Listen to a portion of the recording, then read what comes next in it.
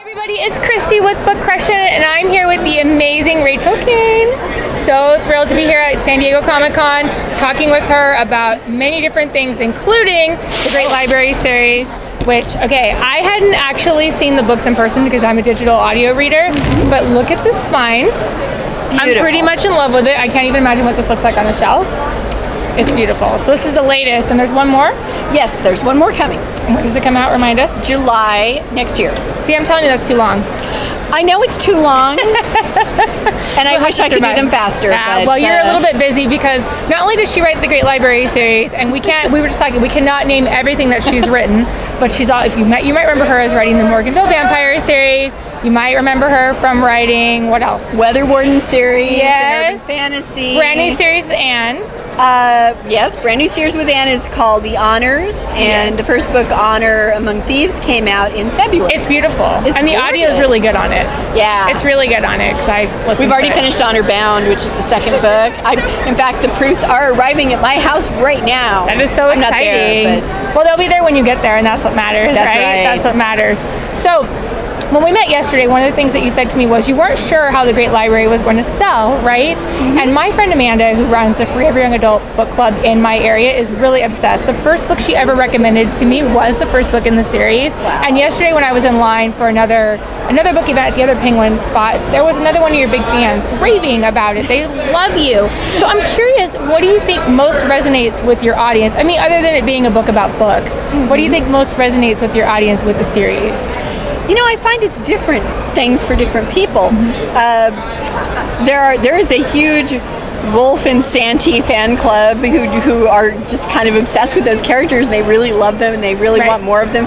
And then there's a solid Kalila fandom that wants to see more of Kalila, and then there are people who are fans of the world building and people who are fans of just the general theme of the books or the whole kind of overlay of who owns information, print versus digital, all of those things are kind of blended in there.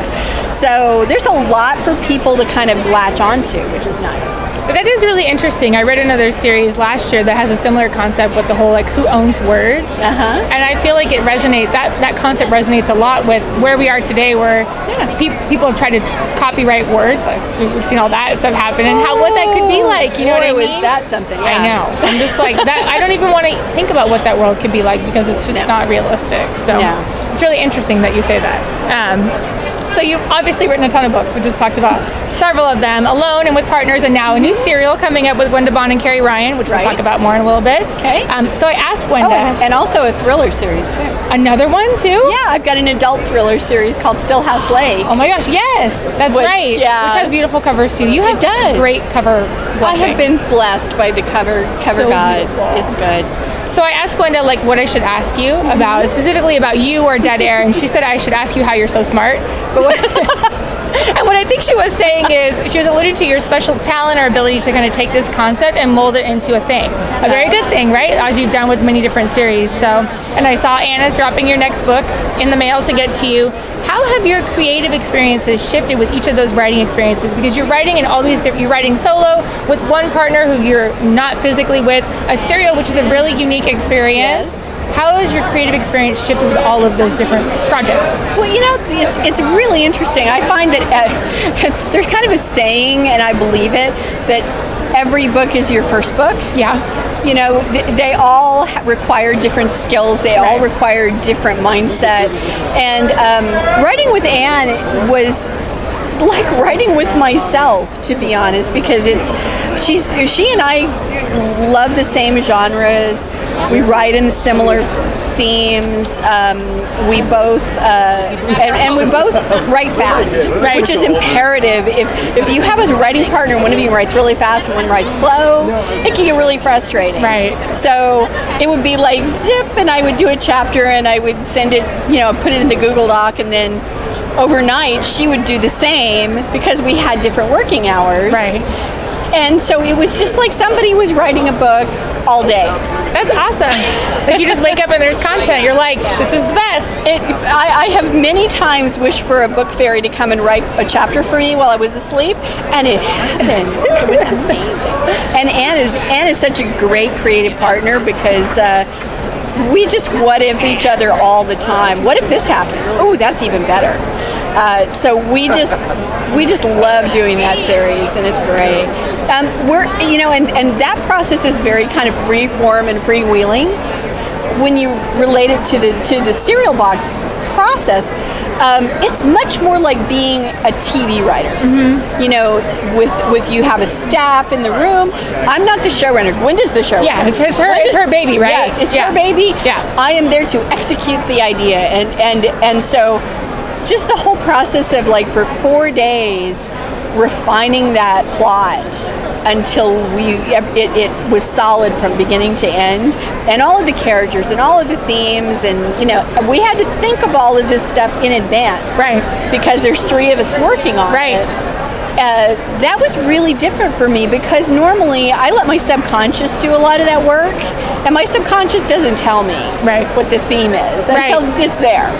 So this was a conscious effort to make that happen. To outline and kind of write little plot points. So you know, especially since you guys wrote alternating chapters, right? Right. Gwenda wrote the first, I think I wrote the second, Carrie wrote the third, and you know, it just kind of rotated from there. But that was such an interesting project too, because we were also building it. It's kind of a story within a story. Yeah.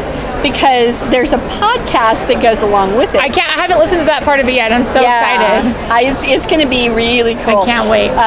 Because we deliberately had a character who had her own radio show and later has a podcast. And we thought, wouldn't it be cool if we actually did the podcast in full, too? Yeah. From the character. Right. I think you guys inspired Gwenda to do her own podcast, too. If you haven't listened to Cult Faves, it's so good.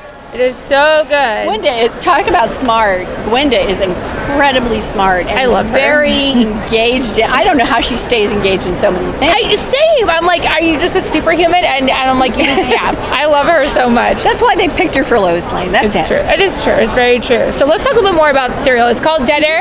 I will be talking about it obsessively, basically from like 2 weeks from now, beginning of August, till forever. Even though I've already read it, I'll probably be re-listening to it because if you don't know, it comes out on audio and ebook weekly for like 12 weeks, 13 weeks? I think 13 it's 12 or 13, yeah. I'm not sure. And there's a matching podcast now too, which will be great.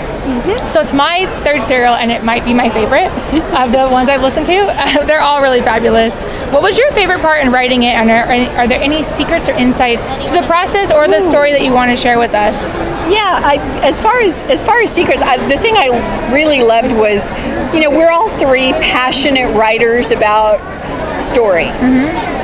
And so we would get into these arguments that honestly no one would ever get into over story points. And it might go on for like 20 minutes because we'd be like, but really, would he do that? Well, what if we did this? No, that doesn't work because this. And we would be drawing on paper, you know, and making all these sticky notes and sticking them up and then tearing them down. And I love that process. It's exhausting. I bet.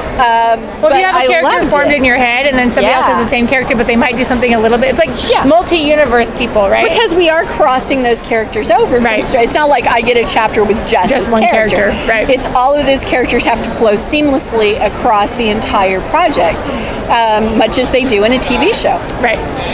So, yeah, I can't pick out a single moment that was, you know, well, there were a lot of aha moments where we would somebody would say something and then we'd be like, oh, that's it.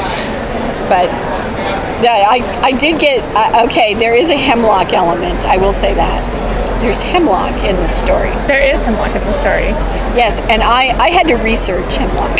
So how many watch lists are you on now, right? Yeah, that's the problem with being a thriller writer in particular is you're Googling how to dispose of a body, methods of body disposal, poisonings. It looks like seriously they could convict me tomorrow for my internet search. Hopefully nothing happens to any of your loved ones where you end up in your very own version of Dead Air, because you might not have a really good alibi. They'd be like, look at what she Googles on a daily basis. She knows everything. Well, if you haven't checked out any of Rachel's many series, highly recommend all of them. There's something for literally everybody, including Dead Air, which is now a thriller / contemporary story. So Yes. there's a little bit of historical stuff in there too. Yeah. A little bit of flashbacks. And an awful lot of regional flavor. Yes. You know, because it's set in Kentucky and sort of this horse racing world. Who had the knowledge of that? Gwenda. That does not lives in surprise Kentucky, me. So that was perfect, and just this whole, it's a very rich and interesting area and environment to work in. I cannot lie. I totally looked up a ton of stuff about horses afterwards. I was like, wow, this is really fascinating. So that was great. So if you haven't checked out her stuff, you have all the time in the world to do it. You're going to need all the time in the world to do it because there's so much of it. But Dead Air is coming out the second week in August. I believe so, yes. And you can pre-order it now. And there's a code. Yes. Gwenda has a code. I'll make sure when I do this video that I include it. Yes, absolutely. I can almost remember it, but I might It's like 25% off or something. So I'll make sure to include that. Yes. Thank you so much for being here with me. And I hope your con experience is really good. Oh, yeah, it's great. We're having a great time. It is. It actually seems calmer this year, so knock on wood. I don't know. I got caught in a little vortex over there. Oh, you don't go over there. Yeah, no, you don't go over there. That's like the no-go area. Yeah, I'm like, why did they put Marvel, DC, and Star Wars and Lego all in the same place? It's crazy over there. Yes. So, thank you. Thanks.